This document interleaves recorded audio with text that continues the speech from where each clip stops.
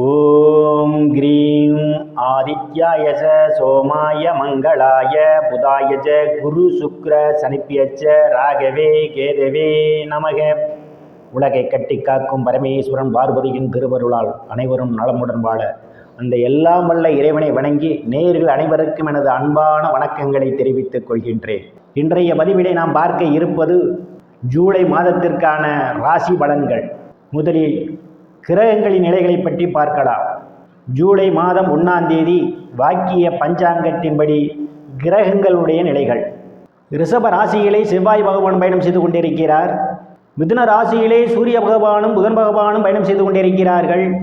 கடக ராசியிலே குரு பகவானும் சுக்கிர பகவானும் பயணம் செய்து கொண்டிருக்கிறார்கள். சிம்ம ராசியிலே கேது பகவான் பயணம் செய்து கொண்டிருக்கிறார். கும்ப ராசியிலே ராகு பகவான் பயணம் செய்து கொண்டிருக்கிறார். மீன ராசியிலே சனீஸ்வர பகவான் பயணம் செய்து கொண்டிருக்கிறார். இந்த மாதம் 2 கிரகங்கள் இடப்பெயர்ச்சி ஆகின்றன. ஜூலை மாதம் 7ஆம் தேதி கடக ராசியிலே பயணம் செய்து கொண்டிருக்கின்ற சுக்கிர பகவான் சிம்ம ராசிக்கு இடப்பெயர்ச்சி ஆகிறார். ஜூலை மாதம் 17ஆம் தேதி மிதுன ராசியிலே பயணம் செய்து கொண்டிருக்கின்ற சூரிய பகவான் கடக ராசிக்கு இடப்பெயர்ச்சி ஆகிறார். நான் கூறக்கூடிய பலன்கள் அனைத்தும் வாக்கிய பஞ்சாங்கத்தின்படி கோச்சார ரீதியான உலக மக்கள் அனைவருக்குமான பொது பலன்கள். உங்களுடைய சுய சாதகத்தில் கிரகங்கள் இருந்த நிலைமையும் தற்போது நடக்கக்கூடிய தசாபுத்தியின் கணக்கில் எடுத்துக்கொண்டு பலன்கள் எடுக்கும்போது தான் துல்லியமான பலன்களை எடுக்க முடியும். உங்களுக்கு துல்லியமான பலன்கள் நீங்கள் தெரிந்து கொள்ள விரும்பினால் உங்களுடைய பெயர், பிறந்த தேதி, பிறந்த நேரம், பிறந்த ஊர் ஆகியவற்றை எனது வாட்ஸ்அப் எண்ணிற்கு அனுப்பி வைத்து பலன்களை தெரிந்து கொள்ளலாம். உரிய கட்டணம் செலுத்தி வாருங்கள் ராசிக்குள் போகலாம். ராசியிலே பகவான் உச்ச பலத்தோடு பயணம் செய்து கொண்டிருக்கிறார். உற்சாகம் நிறைந்த மாதம். செயல்பாடுகள் வேகம் நிறைந்திருக்கும். ஒரு செயலையும் நினைத்தபடி முடிப்பீர்கள். குடும்ப வாக்குஸ்தானத்திலே பகவான் பயணம் செய்து கொண்டிருக்கிறார்.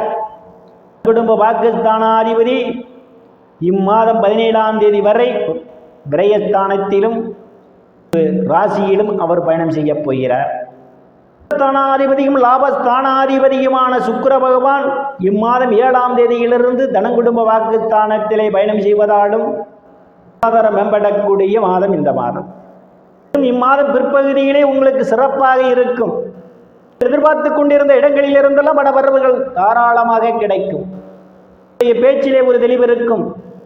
சாதுரியமாக எதையும் பேசி எளிதில் சாதித்து விடுவீர்கள். உங்களை சுற்றி உள்ளவர்கள் உங்கள் பேச்சுக்கு மதிப்பு மரியாதையும் கொடுப்பார்கள். குடும்பத்திலே ஒற்றுமை நிலவக்கூடிய மாதம் இது.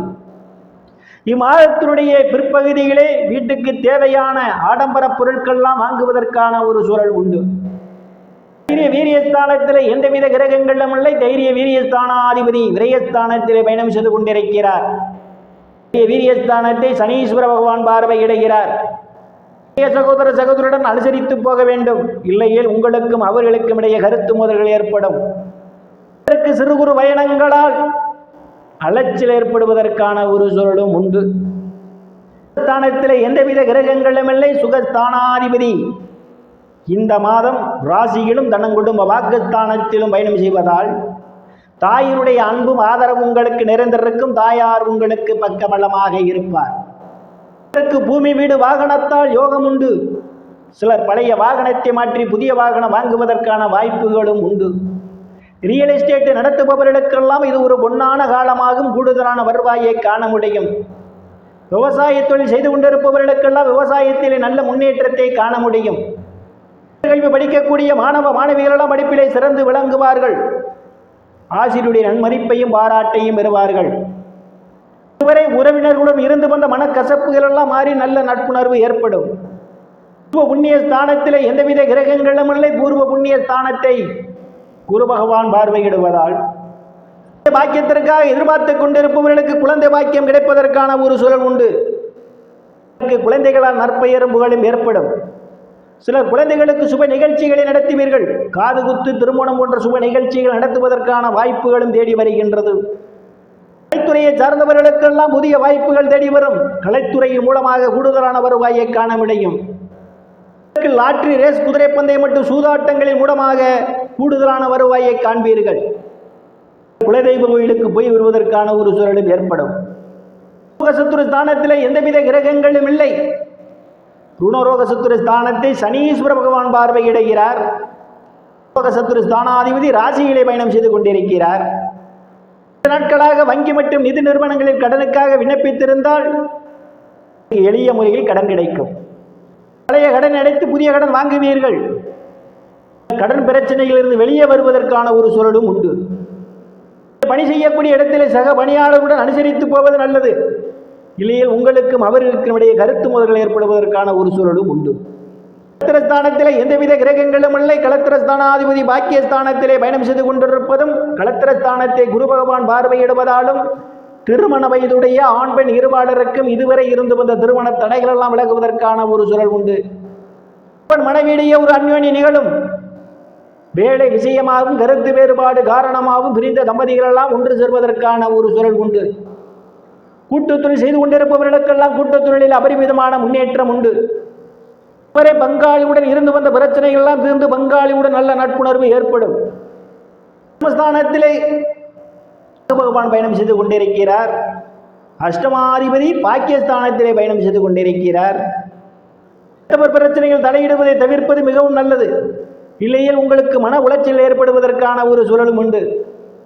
பாக்கியஸ்தானத்திலே சனீஸ்வர பகவான் பயணம் செய்து கொண்டிருக்கிறார். பாக்கியாதிபதி குரு பகவான் ராசியிலே பயணம் செய்து கொண்டு பாக்கியஸ்தானத்தை பார்வையிடுகிறார்.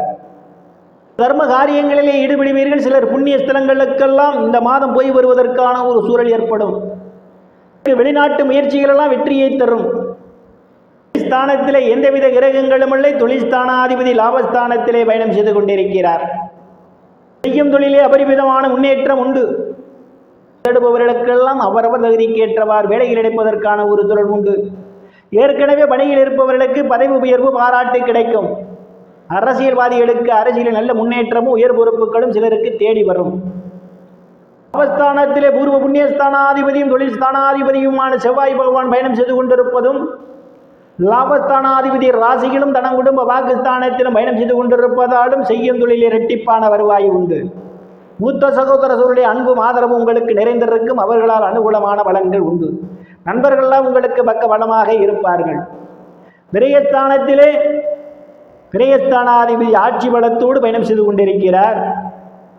குடும்ப பாகிஸ்தானாதிபதி இம்மாதம் 17ஆம் தேதி வரை அவர் பயணம் செய்து கொண்டிருப்பதாலும் சுப செலவுகள் ஏற்படுவதற்கான ஒரு சூழல் உண்டு.